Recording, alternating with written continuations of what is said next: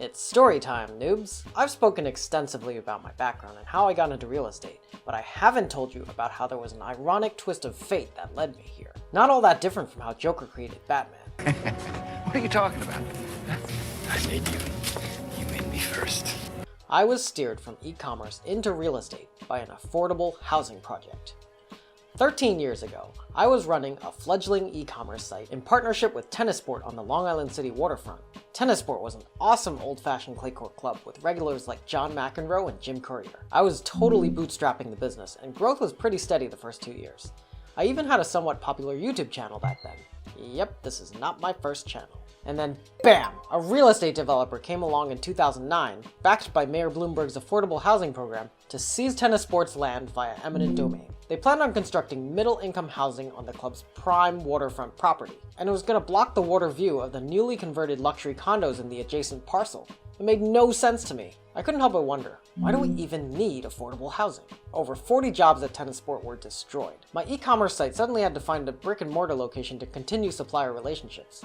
I was already dealing with a post-recession drop-off in consumer discretionary spending, so piling on previously unnecessary overheads was a huge setback. But I couldn't help but feel bitter about affordable housing over the next few years. In an ironic twist of fate, the real estate industry circled back to me when Stan Gale walked into my store. We quickly became friends, and I eventually sold the store to work in real estate development with Stan. Stan began to teach me the ropes of NYC development, but my bitterness towards affordable housing still lingered. Because back in 2012, luxury condos were the hottest product, and an on-site affordable component, despite potential FAR bonuses and tax abatements, would only make the luxury units less attractive to wealthy buyers. And more importantly, the financials for affordable housing stopped working as land prices continued to soar.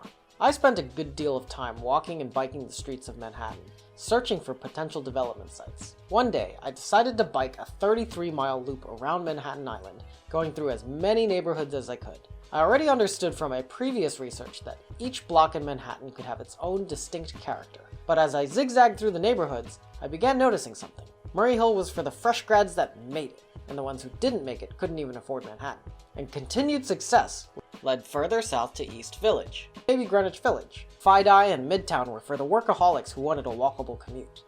If you were starting a family, you might like the Upper East Side, unless you could afford the Upper West Side, or Chelsea.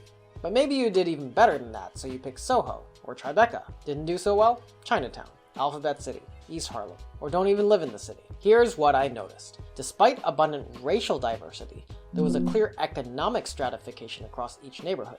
I suddenly understood the repercussions. What better way to start class warfare than to divide everybody into sections so that they don't even interact with each other? And it doesn't just happen in NYC, it's much worse in the suburbs and rural areas. There are some government programs, incentives, and regulations to promote economic diversity, but developers are primarily driven by profits, and the lowest risk product to build and sell is often economically in line with what already exists in the neighborhood. It's not easy to convince lenders and investors to finance the first luxury building on a crappy block. That's why gentrification takes decades and income groups huddle together. Furthermore, fair housing laws protect buyers from discrimination against race, color, religion, national origin, familial status, age, disability, and sex. Our cities tend to be so liberal because all these protected classes live in close proximity with each other. But there's no law about discriminating against income levels. There can't be. Buyers and renters have to be able to pay after all, and therein lies the struggle to create mixed income environments. In the summer of 2016, I revisited the newly completed Hunters Point South Park for the first time since I packed up the last of my retail inventory at Tennisport. The experience was cathartic. The gritty pastel green clay of the outdoor hard-true courts were displaced by grass that might rival the lawns at Wimbledon. But people from all walks of life and economic status were interacting together in this public space. Places like this are the fabric of what makes cities great. Any lingering bitterness I had towards affordable housing vanished in that instant. And so I've come full circle in my story. Affordable housing created my career, and now I'm on a mission to make housing more affordable. Because at that point, I understood that affordable housing and mixed income environments are vital to the success of a city. And conversely, income inequality and economic segregation exacerbates problems. So how do we solve the affordability problem? If you're an aspiring real estate developer, realize that we are part of the problem.